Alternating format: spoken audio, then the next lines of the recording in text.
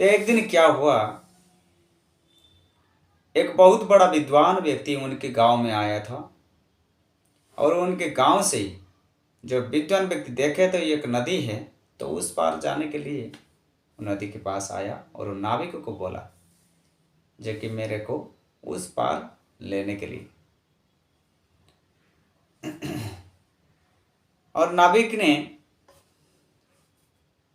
कहा आइए और मेरा नाव पर बैठी। जब नाव चलने लगी, कुछ दूर नदी के अंदर कुछ दूर आगे नाव गया, तो विद्वान ने सोचा अकेला बैठ के क्या करेंगे, कुछ तो नाविक के साथ बातचीत करें, चले मैं कुछ बातचीत करें। तो विद्वान ने पूछा, हे नाविक, तुम कुछ ज्ञान है क्या? नाविक ने कहा, पूछिए क्या प्रश्न है। तो विद्वान ने कहा, तुमको पता है ये सूर्य, ये चंद्र, ये जड़ जगत, भौतिक जगत और आत्मा परमात्मा के बारे में? तो नाविक ने कहा, इसके बारे में मेरे को कुछ ज्ञान नहीं है। विद्वान ने कहा, अहो क्या कर दिया, आपका तो 25% जीवन बर्बाद हो गया। तो कुछ दूर नाव चलते रहते हैं, तो नाव जब और कुछ दूर आगे गया तो विद्वान ने पूछा और एक क्वेश्चन, बोलते कि तुमको पता है हे नाविक, भूविज्ञान क्या है? यह अग्नि क्या है, वायु, अग्नि, आकाश, ये पंचभूत तुमको पता है क्या? तो नाविक ने बोलते कि हे सर, हे महात्मा, मेरे को इतना ज्ञान नहीं है, मैं ज़्यादा पढ़ा लिखा नहीं हूँ, तो ये सभी मेरे को कब पता नहीं है। तो विद्वान ने कहा, अरे ये तुम्हारे ये कुछ भी पता नहीं है, तो ये तुम्हारा जीवन 50% बर्बाद में हो गया, आधा जीवन तक तुम्हारा बर्बाद में चला गया। तो कुछ दूर और नाव आगे जाते हैं, तो तुरंत जाने के बाद बहुत बड़ा तूफान आया। तुरंत एक तूफान आया, हवा लगने लगे और काले बादल भी छाया हो गया। तो हवा बहने लगा और ज़्यादा से ज़्यादा बारिश भी वो इस नदी के उस समय पार होने के समय ज़्यादा बारिश भी आ गया। तो उस समय नाव डूबने लगे। जब वे नाव डूबने लगे तो नाविक ने पूछा, हे साधु महात्मा, मेरे आपको एक प्रश्न है। साधु महात्मा बोलते, ठीक है बोलिए क्या प्रश्न है।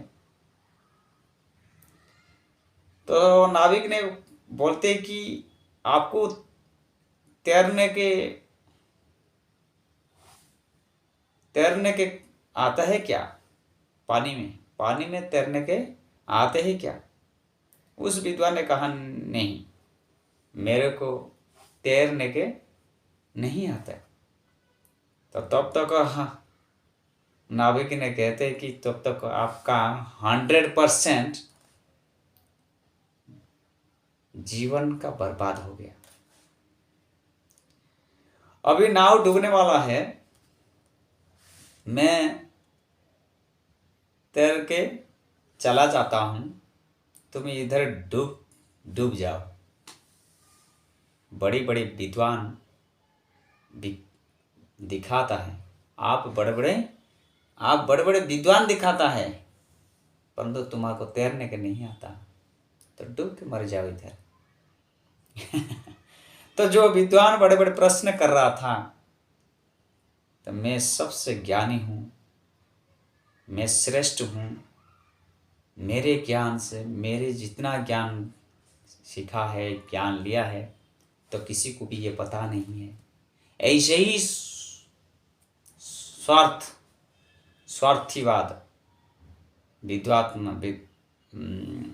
स्वार्थीवाद ज्ञानी तो ऐसे ही डूब के मर जाएंगे।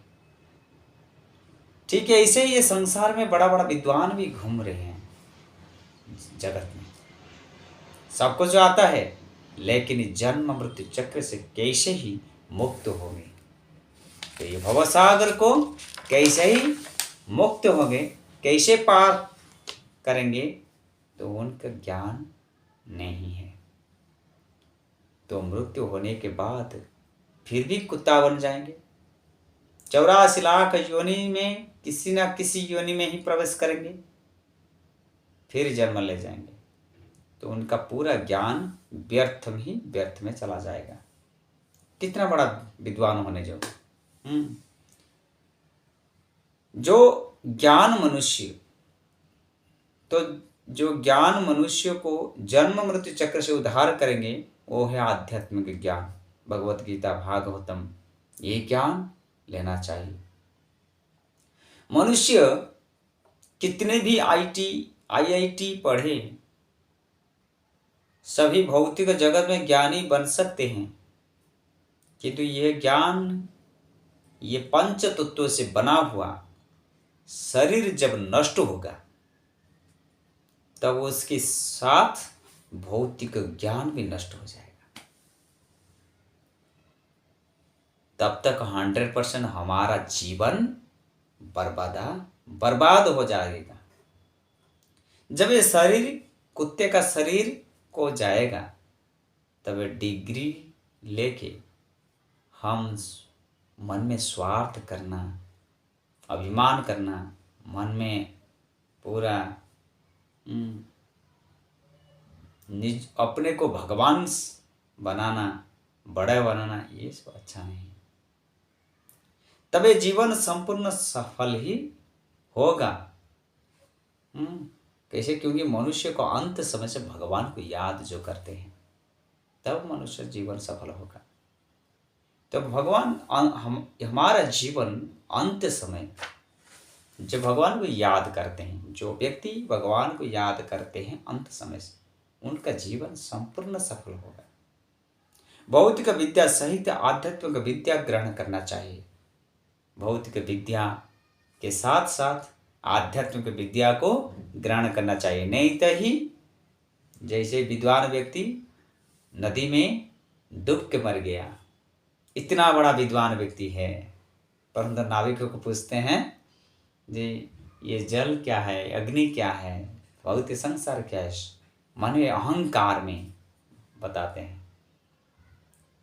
तो लास्ट समय से उस नाविक कहते हैं आप तो डूब के मर जाएंगे, आप तैरने के नहीं आता, पानी में तैरने के नहीं आता, तो ये 100% आपका डूबना ही आएगा। आपका 100% आपका जीवन बर्बाद इधर ही हो जाएगा। ठीक है, ऐसे ही हुआ।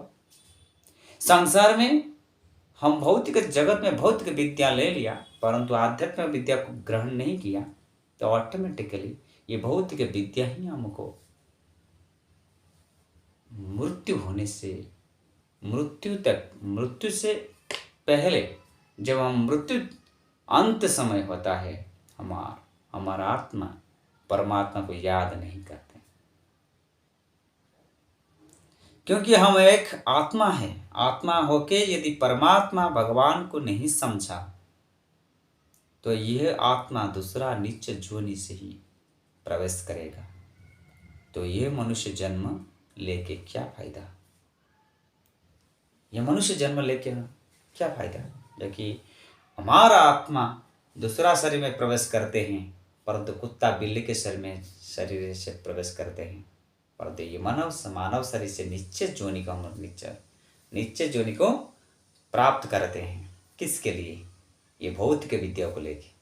परंतु भौतिक विद्या के साथ आध्यात्मिक विद्या को ग्रहण करना चाहिए। ये आध्यात्मिक विद्या है श्रीमद् भगवत गीता ज्ञान। और श्रीमद् भगवत गीता ज्ञान जो हम पढ़ेंगे समझेंगे तब तक हमारा भगवान की याद आएगा, जो कि ये तत्व ज्ञान हम भगवान हमको सिखाया है याद करने के लिए। तो इसलिए भगवान कृष्ण कहते हैं मनमना भव मद्भक्त मद्याजी मांग नमस्कुरु।